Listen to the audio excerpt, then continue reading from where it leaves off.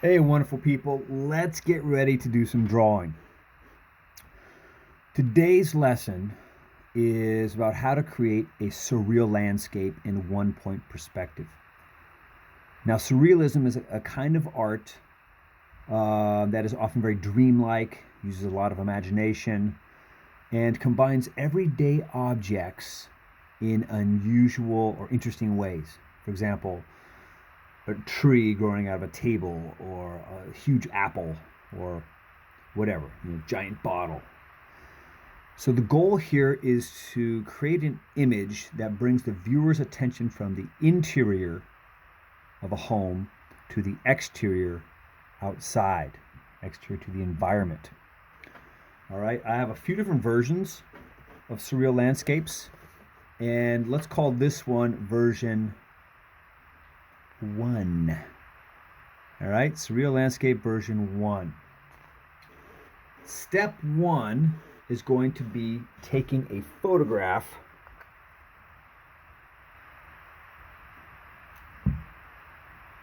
of a table or a cabinet or something near a window or a picture.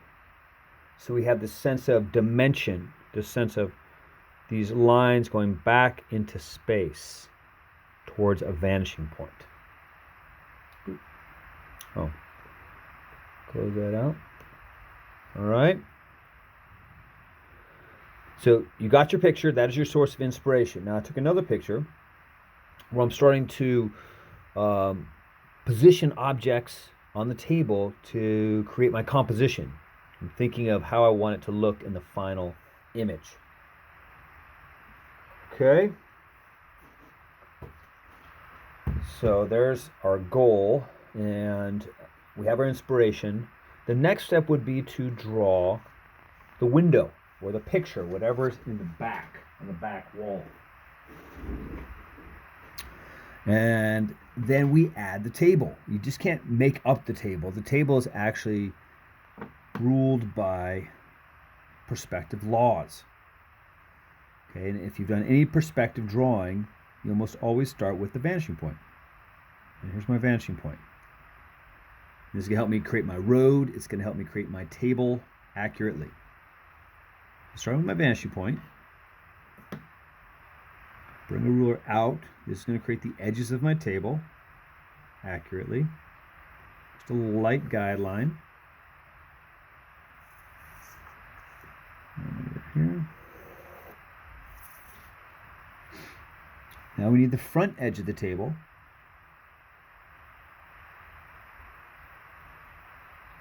There. I'll darken this up a little bit. Here's the left edge, right edge. And then here at the bottom, I want to put the back edge of the table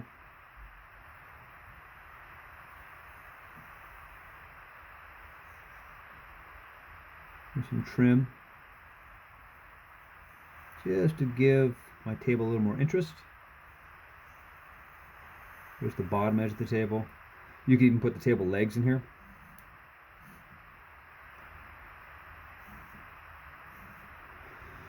Okay, so that's it. We have drawn our table accurately in one-point perspective. Now we want to start putting objects into our picture.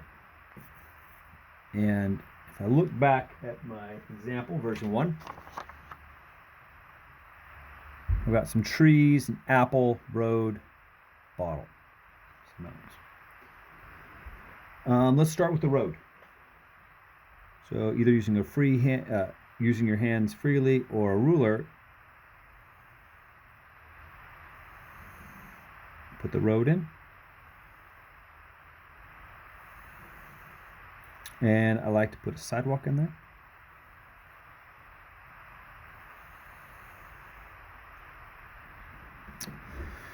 And I'm going to change things a little bit.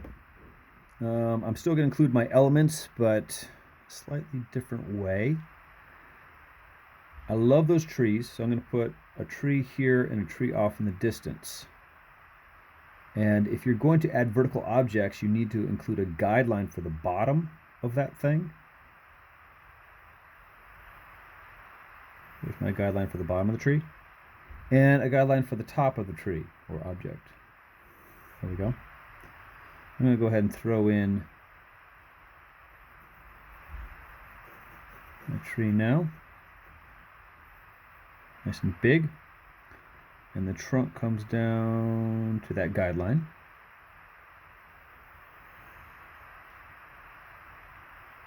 Okay. And then off in the distance, I need to use these same guidelines here and there to make my tree in proper perspective. And my tree and my guideline. I bring my trunk down to the guideline there. All right. Now it's important to draw lightly because we will be overlapping images, erasing guidelines, that type of thing. And we will also be coloring this later. So if you have a little bit of residual eraser marks, no big deal. I can fix that later. All right, so I got my trees in there. I think I'll put my apple here. Kind of in between these trees, right about here.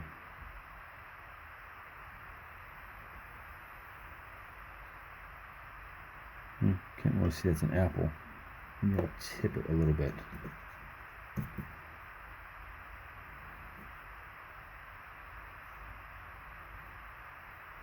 There we go, peeking out there.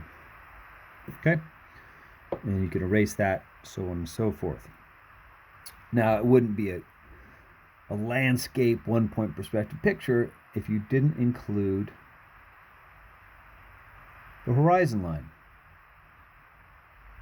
You can make this line however you wish. It could be flat, it could be curved, doesn't really matter. And then how about some mountains in the distance to give it a sense of depth. And then I would add my bottle in here.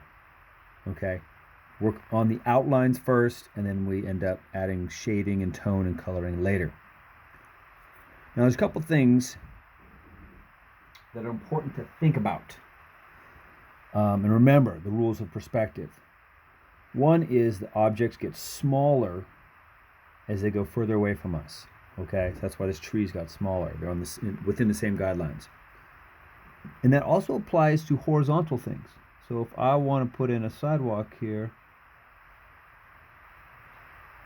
my lines are closer together off in the distance. And as the sidewalk gets closer to me, they're more spread out. All right, so that's one of the rules. As things go further away from us, they get closer together and smaller. They also actually get lighter in tone. There's a few rules right there. So that's how you lay out your version 1 surrealist landscape. Let's look at a different version, just because it's fun. Let's see here. So this is going to be Surrealist Landscape version 2.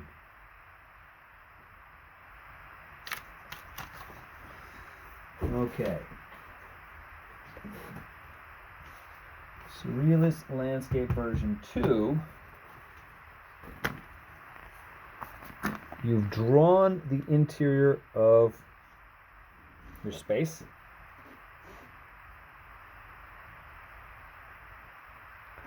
And you know how to make a building and trees and poles and a road in one-point perspective.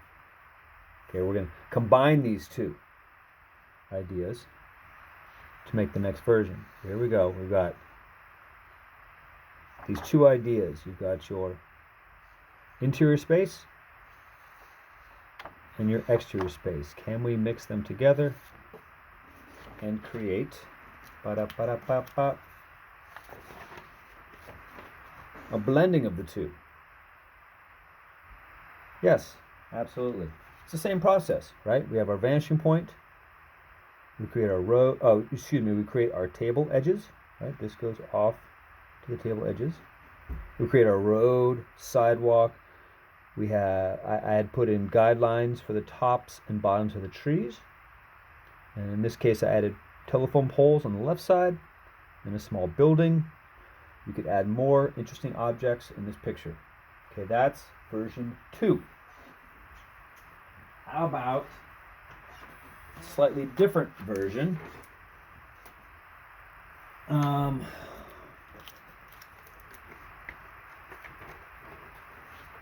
Surrealist landscape version 3.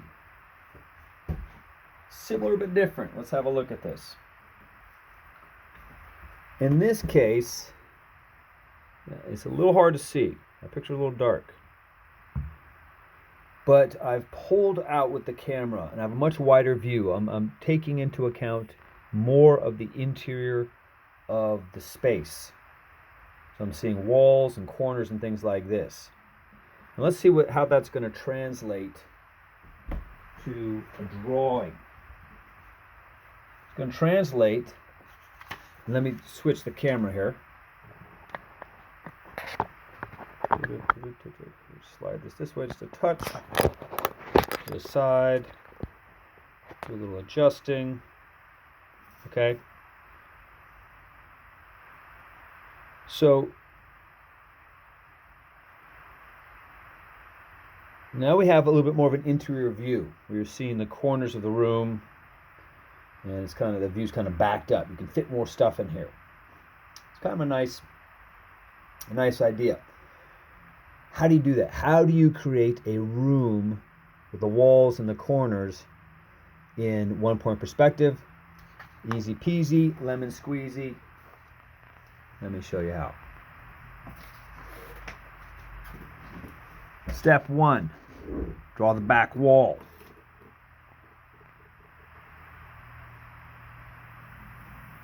Just a rectangle.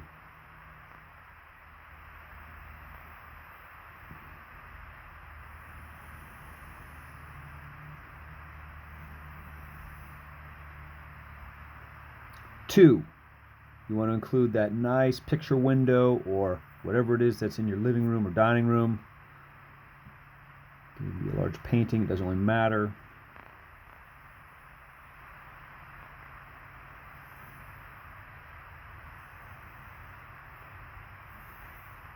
Okay. It's important to add details like the frame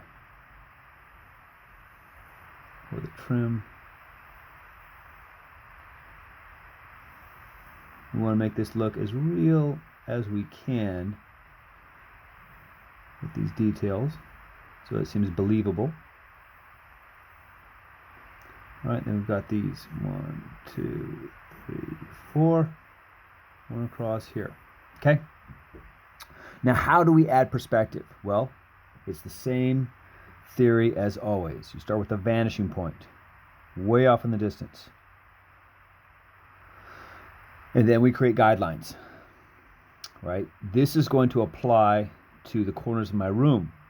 So from the vanishing point, I go out. Boom, okay? That's the corner of my room. From here, out, using a ruler or freehand it carefully. There. Same with the bottom, the floor. You go guideline out, and then keep going, okay? These are kind of the laws. This is a law of drawing, and it's a law of reality because it all makes sense. You look at it. Now, how do we build this table in here? It's the same as we did in the very first version.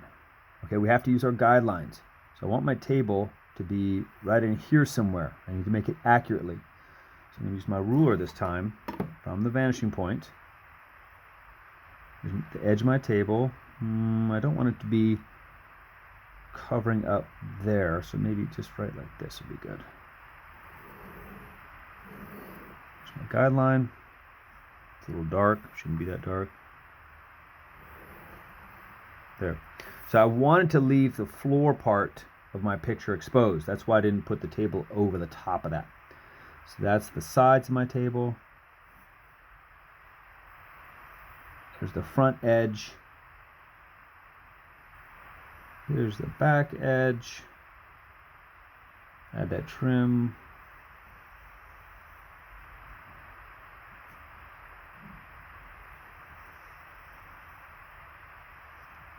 table legs.